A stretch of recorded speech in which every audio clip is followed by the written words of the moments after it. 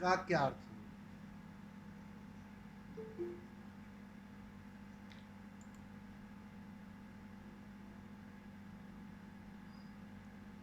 मुझे आप पूछोगे, ओशो का अपना अर्थ हो सकता है, मेरा अर्थ इतना ही है, जोरवादी बुद्धा का मतलब ही इतना है, जो है जैसा है बिल्कुल ठीक है,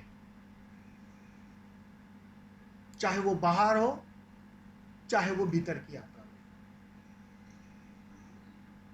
अगर बाहर तुम जूझ रहे हो, इस संसार से जूझ रहे हो, बिल्कुल एक तनाव में जी रहे हो, एक लड़ाई में जी रहे हो, प्रतिपल लड़ रहे हो, तुम जरा संसार की ठीक से परिभाषा समझना,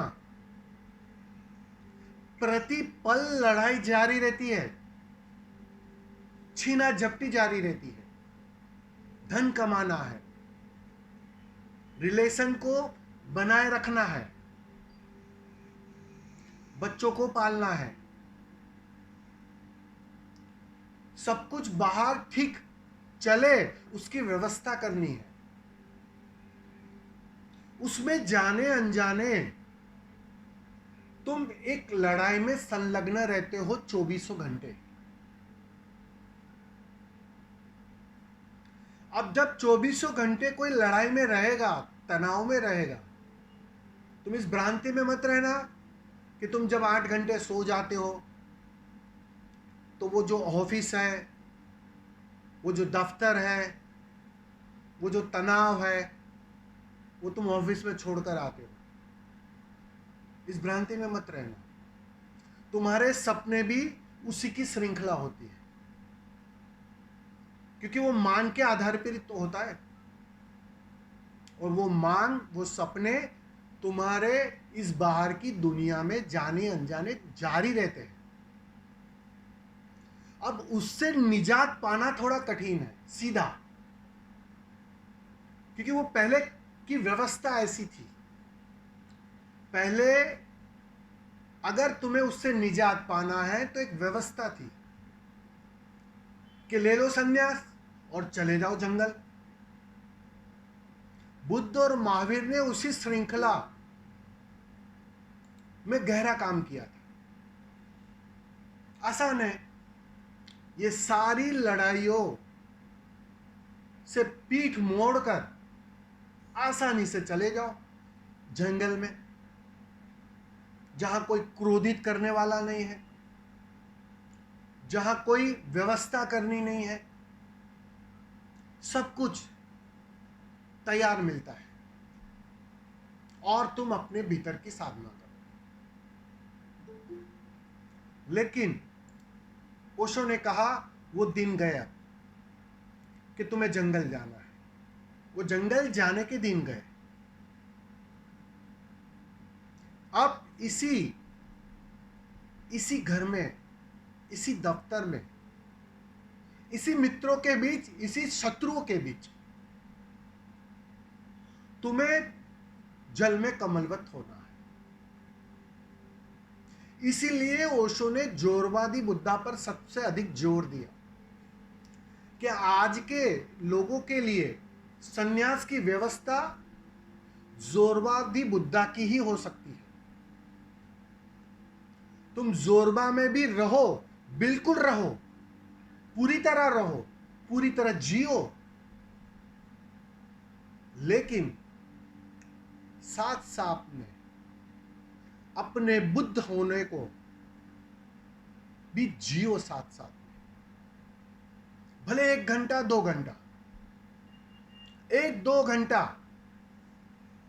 मारो उस बुद्ध फील्ड में डुबकी, अपने बुद्ध होने में संलग्न हो जाओ 2 घंटे के लिए।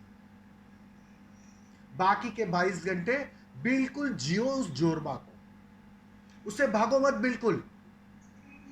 और जो भी तुम जहां भी रस ले रहे हो, उस रस को पूरी तरह जियो, पूरी तरह भोगो, क्योंकि वो जानते हैं कि यहां तुम्हें बाहर से तृप्त करने का कोई उपाय ही नहीं है। वो निश्चिंत है, सारे जानने वाले निश्चिंत है कि यहां तुम कितना ही बार भटको, कितनी ही स्त्रियों के पीछे पागल हो जाओ, कितने ही धन के पीछे पागल हो जाओ, एक बात पक्की है, तुम भटक ना पाओगे, तुम तृप्त ना हो पाओगे। यह बात सुनिश्चित है, यह उनका पक्का एनालिसिस है कि यहां धन तुम्हें तृप्त न कर पाएगा, सुंदर से सुंदर स्त्री तुम्हें तृप्त न कर पाएगी। तो उस तरफ से तो वो बिल्कुल निश्चित है। इसलिए उन्होंने जोर दिया कि तुम जोरबा की बिल्कुल फिक्र मत करना,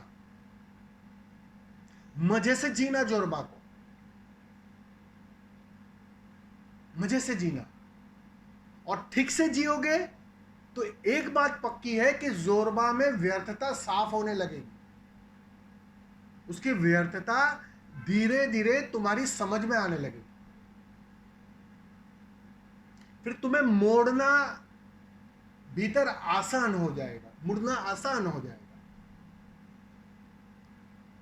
तो जोरबादी बुद्धा पर इसलिए जोर दिया कि अब वो समय गया कि तुम्हें भेज दूं जंगल, माला पहनो, गेरवा वस्त्र पहनो और चले जाओ जंगल। वो समय गया, और आने वाला समय तो उससे भी कठिन होने वाला है। तो उस अर्थों में कहा है कि तुम इस जोरबा की बुद्धा जो सूत्र मैंने दिया है उस पर थोड़ा ध्यान देना, उस पर थोड़ा जीना, और यही जोरबा तुम्हें अपने बुद्ध होने के लिए सहायक बनेगा। इसलिए जोरबा के विपरीत मत जाना, जोरबा से नाराजगी मत करना,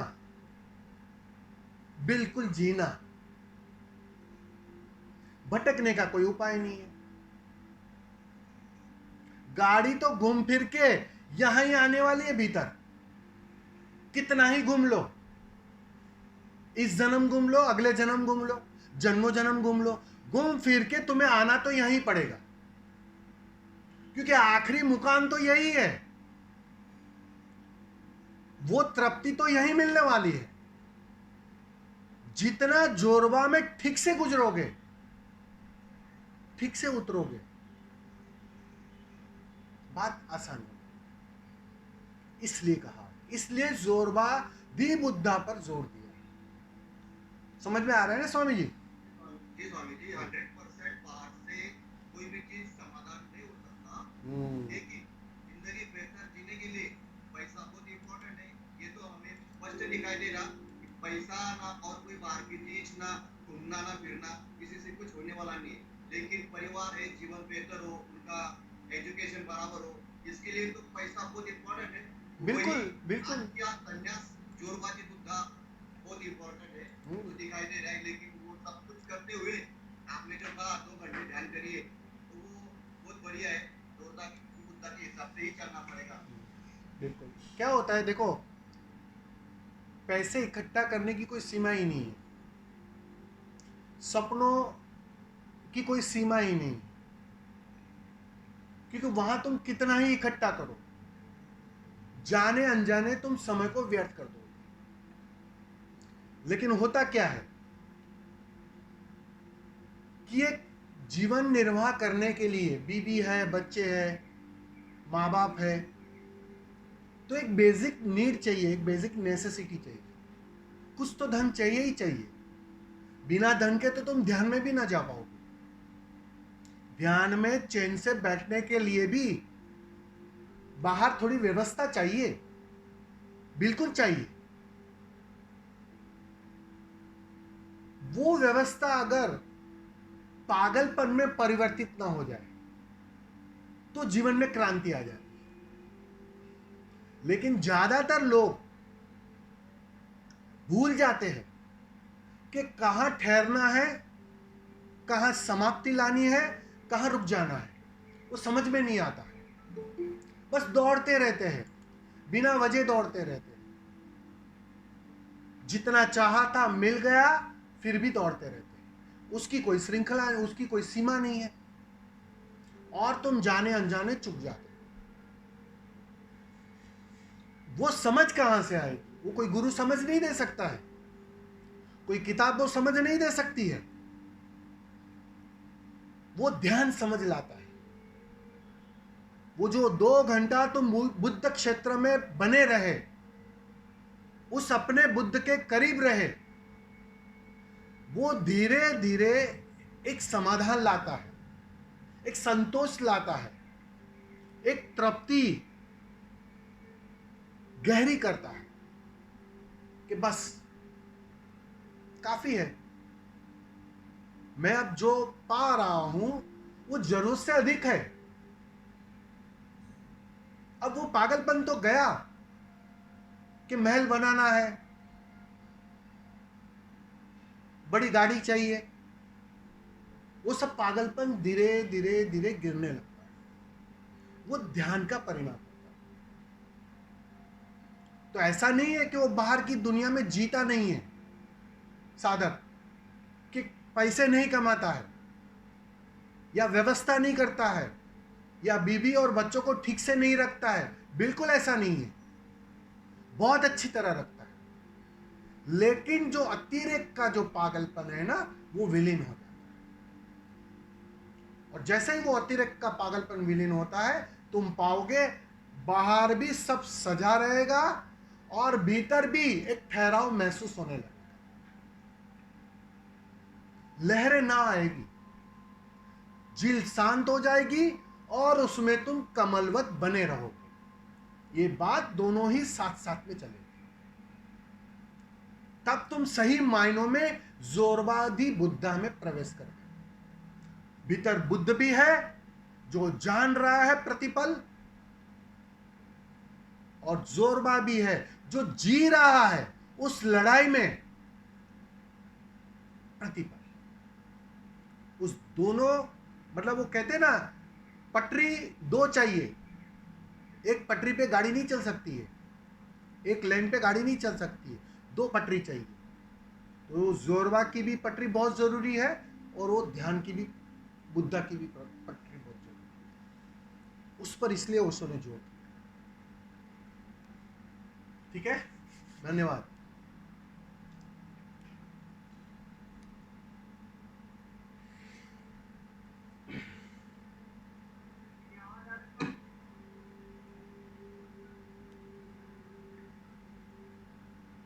हेलो। हाँ बोलिए। हाँ स्वामी जी, मेरा प्रश्न ये है कि क्या कोई ध्यान में सहायक सामग्रियां भी हो सकती है? सहायक सामग्री का अर्थ क्या? ध्यान में कोई सहायक सामग्री जैसे कुछ इत्यादि या कोई सुगंध या कुछ ऐसा कुछ हो सकता है? ध्यान में सहायक सामग्रियां, देखो, मतलब आप किस अर्थों में पूछ रहे हो? सुगंध का मतलब क्या? मतलब ये आप पर्टिकुलर इत्र के बारे में बता रहे हो या किस बारे में पूछ रहे हो? वो कहते हैं स्वामी जी, जैसा ध्यान करते हुए हम कोई सेंट या अगरबत्ती या कोई धूप लगा सकते हैं, लगा के ध्यान कर सकते हैं, शायद ऐसा कुछ है। क्या स्वामी जी ऐसा ही पूछ रहे हैं आप?